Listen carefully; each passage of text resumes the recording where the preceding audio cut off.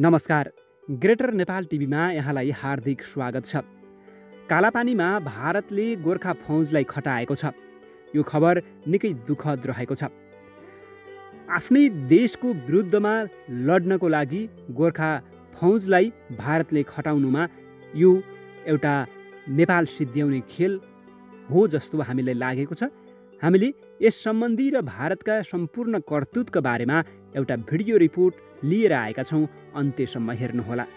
हाम्रो देशको दार्चुला जिल्लाको ब्यास गाउँपालिकामा पर्ने कालापानी भारतीय विस्तारवादले जबरजस्ती रूपमा आफ्नो सैनिक अखडाको रूपमा प्रयोग गर्दै आइरहेको छ। आफ्ना सैनिक क्याम्पहरू विस्तार गरिरहेको छ। यस्तो विस्तारवादी हेपाह प्रवृत्तिका विरुद्धमा नेपाली समुदायमा आक्रोश हुँदाहुँदै सदियौँदेखि अहिलेसम्मका शासकहरू मौन किन छन्? नेपालीको छातीमाथि बुट बजारिँदा पनि पर्याप्त र प्रभावकारी कदम चाल्न सक्दैनन्। के नेपालका कुनै पनि शासकहरूको हैसियत भारतीय शासक सरह नपुगेको हो, या भारतप्रतिको दलालीकरणले पराकाष्ठा नागिसकेको हो, कि मिचिएको 136 किलोमिटर नेपाली भूमि बेचिएको हो? जनताले शासकहरूसँग स्पष्ट जवाफ मागेका छन्।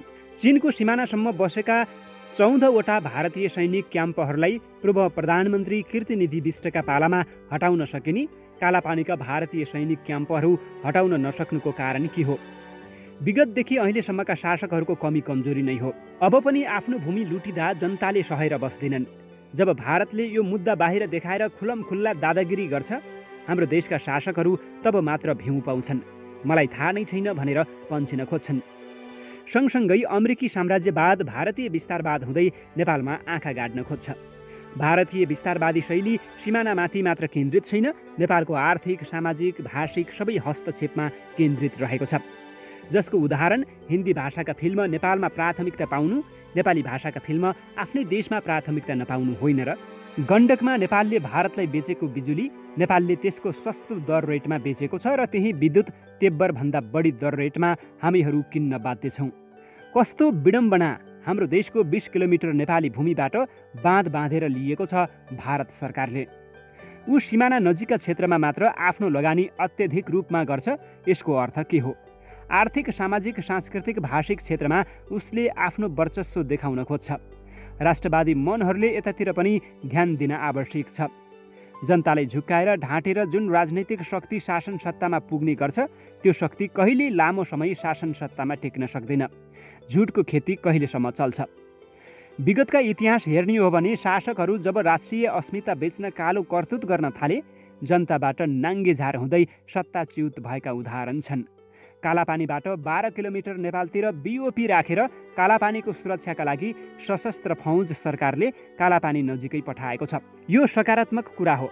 तर नेपाली दलाल सञ्चार माध्यमहरू अर्थात् केही राजनैतिक अन्धभक्तहरू कालापानीमै बिओपी भनेर प्रचारबाजी गरेको पनि देखिन्छ। यो दलालीकरण, चाकरी, जबरजस्त बिचौलियापनको पराकाष्ठा, झुटको खेती नभएर के हो?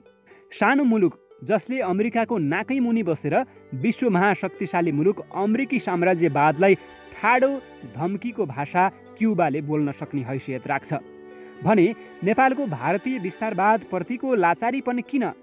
दुश्मन सानो या ठुलो हुँदैन। मोदी दुश्मन भनेको दुश्मन नै हो। हामी नेपालीहरू राष्ट्रिय स्वाधीनताको लडाईँ लड्न तयार छौँ। हामी कसैको गुलाम बन्न चाहँदैनौँ। कसैको कमैया बन्ने रहर हामीलाई छैन।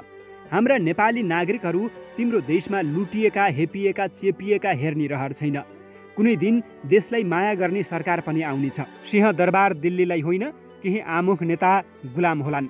सबै नेपाली गुलाम सोच्नु भारतको ठुलो भुल हुनेछ। चिनिया अतिक्रमणको डरले नाथुला कब्जा जमाएर सिक्किम निल्यो।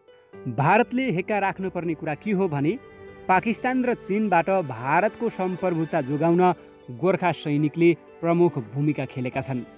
आज त्यही देशको सीमामा छाती चिर्दैछ भारतले, जसले भारतको रक्षा गरेको छ अथवा जुन देशले भारतको रक्षा गरेको छ। कालापानीको स्वार्थसँग भारतको सैन्य स्वार्थ अवश्य जोडिएको छ। आफ्नो स्वार्थ पुरा गर्दै दुनियाँभरका मित्र राष्ट्रसँग नेपाललाई दुश्मन बनाउन खोज्दैछ भारतले। नेपालमा सधैँभर अस्थिरता मच्चाइरहने, जहाँ दुख्छ त्यही प्रहार गर्ने भारतको नीति हो। यस्ता हरकतहरू हामी जस्ता सर्वसाधारण नेपालीहरूलाई स्वीकार्य छैन। नेपाल सरकारले आह्वान गरोस् 18 वर्ष पुरा भएका नेपाली नागरिकलाई सैन्य तालिम दियोस्। र सीमा रक्षाका लागि नेपाली युवाहरूलाई सिमानामा पठाओस्। हामी नेपाली युवाहरू राष्ट्रिय स्वाधीनताको पक्षमा र राष्ट्रिय स्वाधीनताको रक्षा गर्न तयार छौँ, तयार रहनुपर्छ पनि।